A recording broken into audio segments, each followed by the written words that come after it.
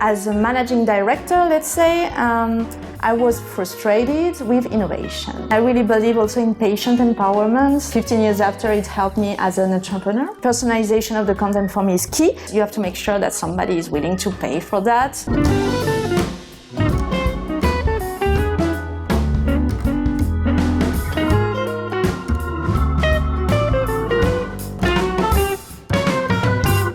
Hi, this is our new episode of Digital Health Interviews. I'd like to remind you to subscribe to our channel, not to miss any of the important news or interviews we do about digital health. And I'm really happy to introduce our today's guest. Her name is Daniela Clape. Hi, Daniela. Hi.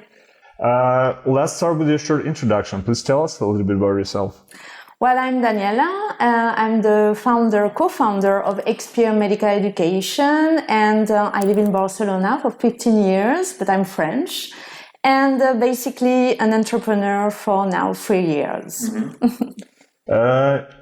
I've went, of course, through all your positions, and we have lots in common. I also started my career in advertising and event management, and you've worked at McCann and Agili. Yes. I didn't know they have like a separate healthcare department. Oh, yes, they do. What kind of clients did you work with? Pharma. I mean, this specific area for these big advertisement agencies is because healthcare is so important that they separate, and because they work exclusively with pharma, because it's another world. Because it's a world of science, medicine, and you have also to get other type of stuff. So yes, I started my career there. And you did like advertising campaigns for like different drugs that the pharma developed, right? Yes, so the traditional thing, because it was almost 20 years ago, so paper a lot, events, and visual ads for the sales rep, and so ads basically for new drugs and new treatments. Interesting.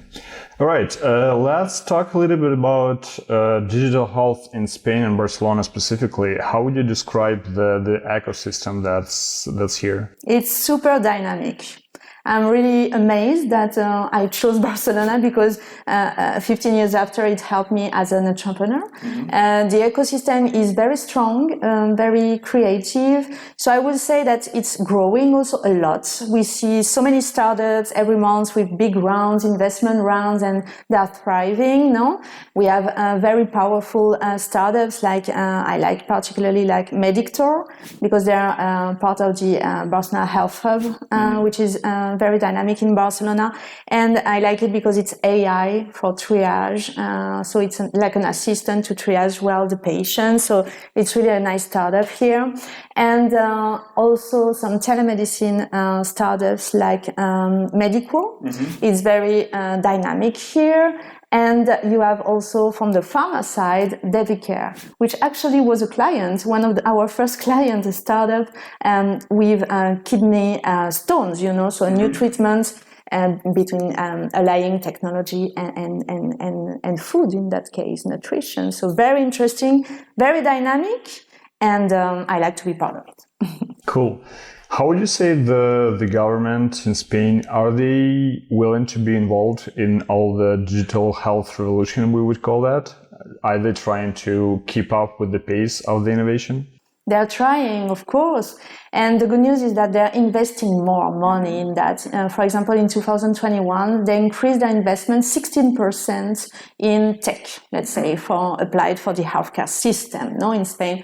So that's good, but of course, the government is like going at its pace, so it's not the same pace as the startup and all that is going on. But I believe, like in every European countries and rich countries, that now digital health is at the center, and that they're trying to keep up. Before you actually started your own company, you also been a part of another, I would say, advertising agency for 9 years almost. Yes. How did you make the decision to go from like, I would say, corporate and organizations into a startup world? Wow, that's a good one. So the previous company was very interesting for me because I started as a project manager, really bottom. Mm-hmm. And then I started gaining responsibilities and I ended up managing the company. All right. In worst moments of the company. So I managed to really make that company thrive again. And it was a really great experience. The owners, they sold the company to a big group. So that was an interesting experience. But as a managing director, let's say, I was frustrated with innovation because some, let's say, companies, corporate world, they have maybe less interest in investing in, let's say, creativity and innovation. And I saw that this sector, the medical education sector, which I know, was in desperate need of innovation. So I found that we needed to do something. And if I couldn't do it in that corporate world I was working on, I had to do it myself. The basic motivation has been having my second child and taking that time that I had with this baby, thinking, no? Because when you have children, sometimes you focus more on what is really important. And I wanted to make a difference. So I decided to jump, and that's it. It was actually the best advice someone gave me. Guillaume Serra from Medico gave me that advice that no, you have to really do the jump fully, let what you're doing and go and see what happens. And that was the best advice. Thank you, Guillaume. All right.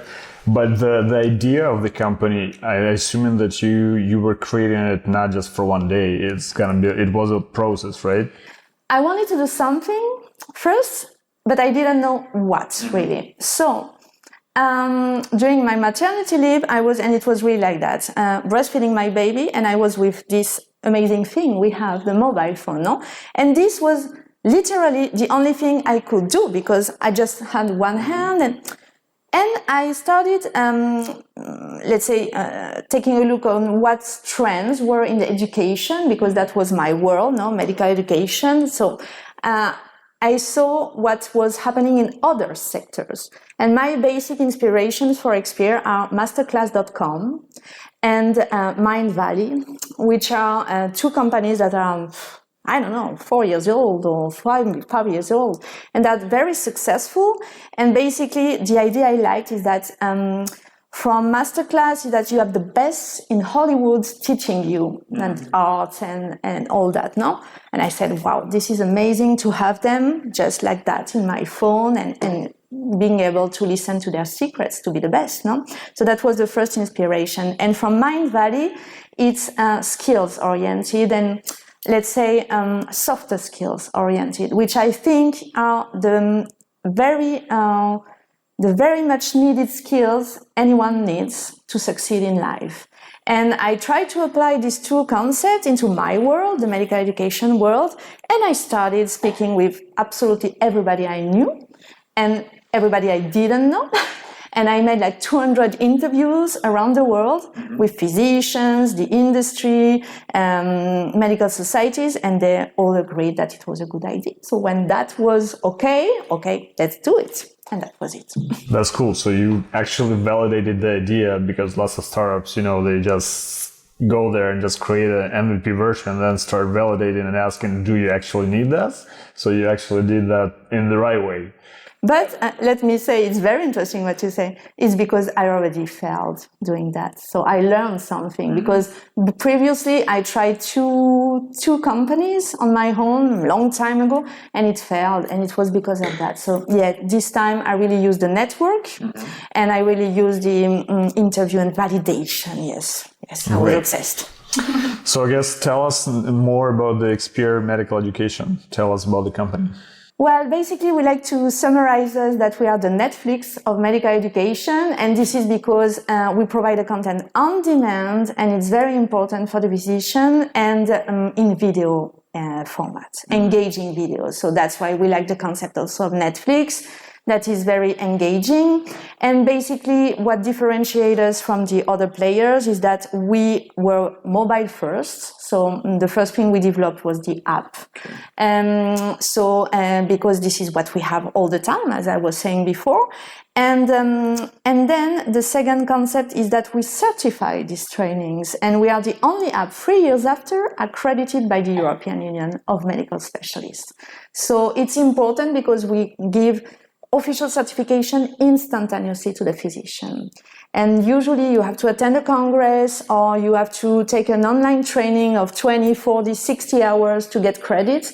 And we provide microlearning of just 1 hour in 5 minutes videos, and you have the same credits. How hard was to get that accreditation that you're talking about? It was not that hard for me because I had 20 years of experience, so I knew perfectly the rules.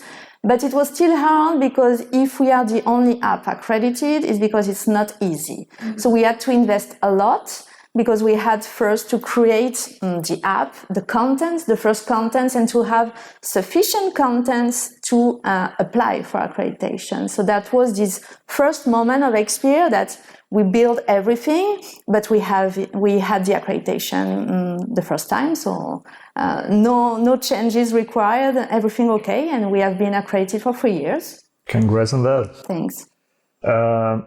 Where do you find or how do you create the content? Oh, that's also a very interesting question. So if we want to be the Netflix of medical education, we have to get lots of content. Right. So the problem was from the start. So how do we do that? We work with partners. They already have content, like congresses, medical societies, even doctors that they put their content on YouTube, So we take this content on our platform, we transform it into our model, our format, let's say, and we accredit sometimes this content. So for them also it's a value because it's not YouTube, it's a platform that is validated for healthcare professionals, so it's certified in a way. And so this is the first way. Second, we produce. We are producers also because, as said, there was the need to train the physician in areas that nobody else or few people are training them, like technologies and softer skills and professional skills. And they are in desperate need for that. So someone had to do it, so we do it. And sometimes we do it on our own without money. And we manage. We are kind of an NGO for that. But they need that. So very important. And finally, we have also the pharma industry that provide us, let's say, funding to create programs. And sometimes also we work with them to upload their own content, like training on the app. So it's basically a collaboration, and we have, in 3 years, we have 200 hours of content in the app. So you are like Netflix. You both find external content and you produce your own. Yeah, it's my inspiration. Very interesting. But in order to scale, you need to scale the production of content as well, right? Yeah. What's the plan for that? Yeah, we are a machine in production, and also the future, speaking about more roadmap for that to scale, is that we are developing like a content management system for us to delegate to these partners and that they can upload themselves the content, for example. And we have a very specified format. So it's really easy format to upload, and basically we produce 3 or 4 courses per week. Mm-hmm. And so because it's standardized, let's say, so it's really easy process to produce content.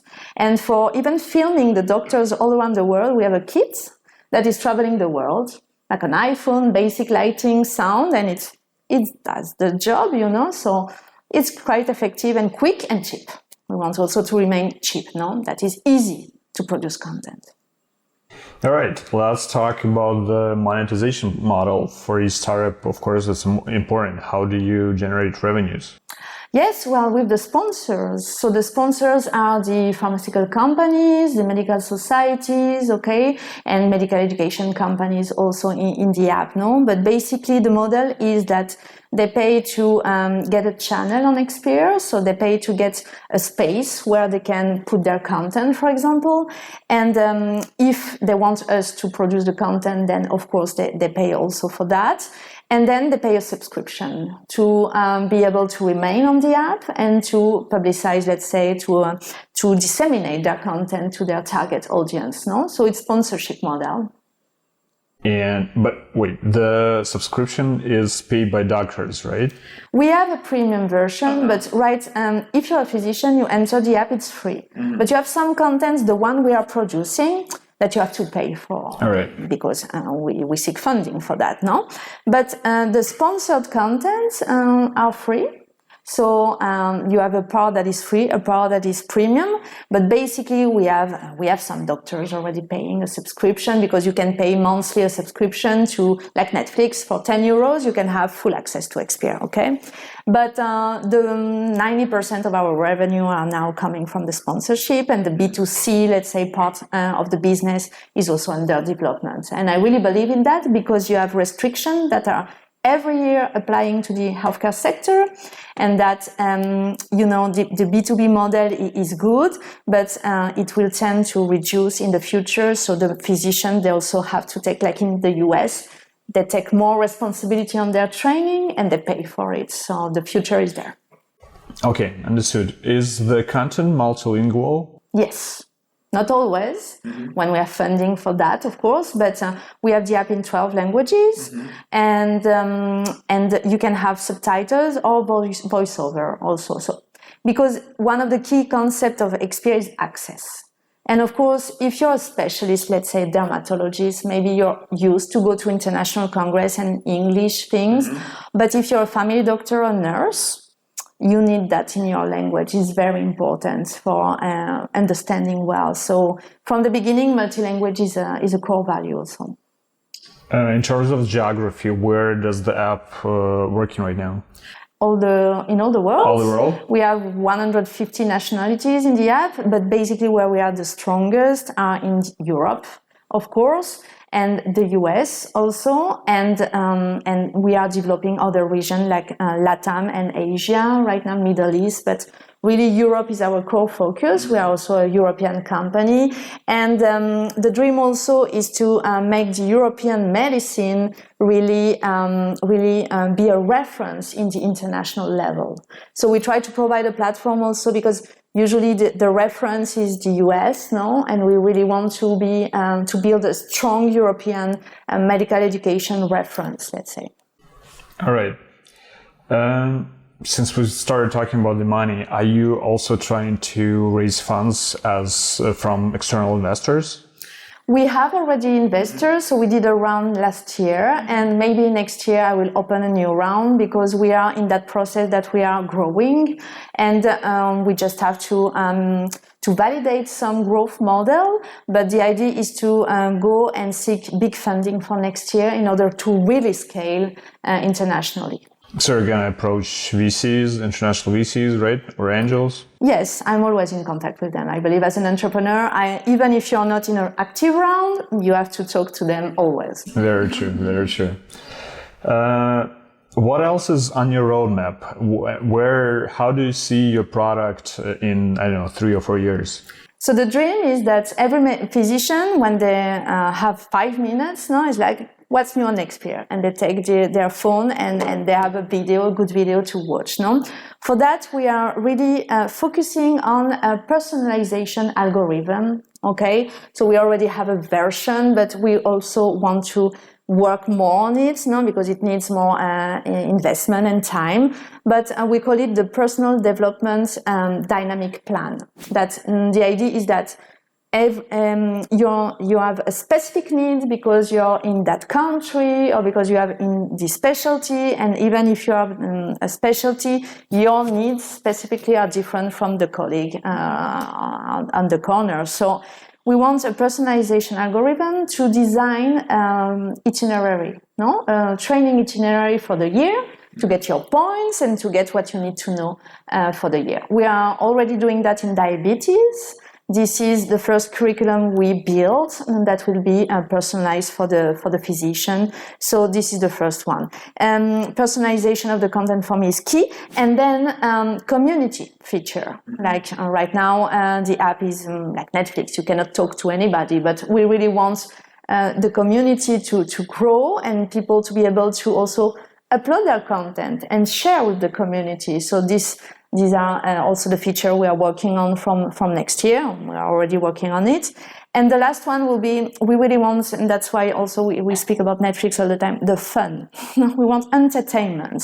So gamification of the app, of the test, of the way you manage your learning, your pathway into Xpeer. We want to gamify this, let's say. Interesting. Also, I wanted to ask, that especially in the field of surgery, the VR education is getting super popular right now. We're thinking about integrating with some kind of VR apps. That would be great. This is, of course, a technical challenge, no? But of course, we can think of this kind of gamification. Well, it's not gamification, but I believe we have to integrate the new technology on Xpeer too. Surgeons, right now we are doing it with just filming the surgery and commenting on the surgery. But of course, VR will be great. It's not on the roadmap for the short term, but of course, it's an idea we have for the future. Good. You've talked about your roadmap, but I wanted to ask about the digital trends in healthcare education in general worldwide. What kind of trends do you see? Well, AI for me is one of the most important technology, and we see that all the time, the importance of it, and I really believe also in patient empowerment, and in the fact that thanks to all this digital health, there will be a better follow-up, above all in chronic diseases. It's very much needed between visits and monitoring through these devices or apps, and having this constant communication with the healthcare system. I believe it will be very, very helpful. So yes, I would say that AI in prevention, prediction, personalized medicine also is a big trend. We have lots of contents in genetics, genomics, personalized medicine, so it's a big trend. And but I believe that any technology applied to the sector is good, and that of course there are the big game changer like these ones. Do you already collect feedback from your users, like how they enjoy, how do you like the UX of the application? Do you have some feedback? Yes, we ask all the time. We have a survey, a satisfaction survey, not only a test on the knowledge that they gain, and they're very happy with the format. And they say it's really friendly, easy, and that what they most like is the fact that it's 5 minutes, because this is the time they have, and they cannot connect to a webinar 2 hours or go to a congress. And basically the topics we tackle also, because it's very skill focused, practical. So and some, because we are doing also interviews on a regular basis, they say that they like also that they have the podcast, and I really believe in that feature also, like listening, not only viewing the content. So all the content on Xpeer you can view or you can listen to. And they like the feature, and they like the fact that it's accredited, because it's a trustworthy source. Good. At the end, I'll ask you to give some kind of piece of advice for other startup founders in digital health, since apparently you have a lot of experience and you had some failures. What would you recommend other startup founders in order to be successful? Well, and I will watch there. Please validate. Talk to everybody of this project, because it's really the key. And that you can have a wonderful idea, but you have to make sure that somebody is willing to pay for that. And this is what I didn't do in my 2 previous experience. So talk about it, and it will help you also network and find help. Because I believe also that what makes Xpeer successful in this third year, hopefully we have a great future, but was the help we received, the support from people believing in what we were doing. And this was because I spoke with lots of people all the time. So networking and present the project, and don't hesitate to change the project and listening to what they are telling you. Even when the product is launched, we never stop that. We listen to our clients, we listen to the audience, we listen to everybody to try to find a catch, So basically, for example, when COVID hit, we included the live streaming option on Xpeer. That didn't exist. Everything was on demand, not live. But of course, the markets needed live, the webinars. Right. So we put that. So always listen to the market and always have the conversation with your audience. This is a really great approach. And I like the point about don't be afraid to change, because lots of startup founders are so scared of pivoting because they think, oh, we're changing our roadmap and we don't know what's going to happen next. And lots of times it's like the best thing for startups to do. So thank you, Daniela. I really hope Xpeer is going to add Ukrainian soon, and our Ukrainian doctors can be a part of this great educational platform, and wish you best of luck with your startup. Thank you so much. Thank you. Bye-bye.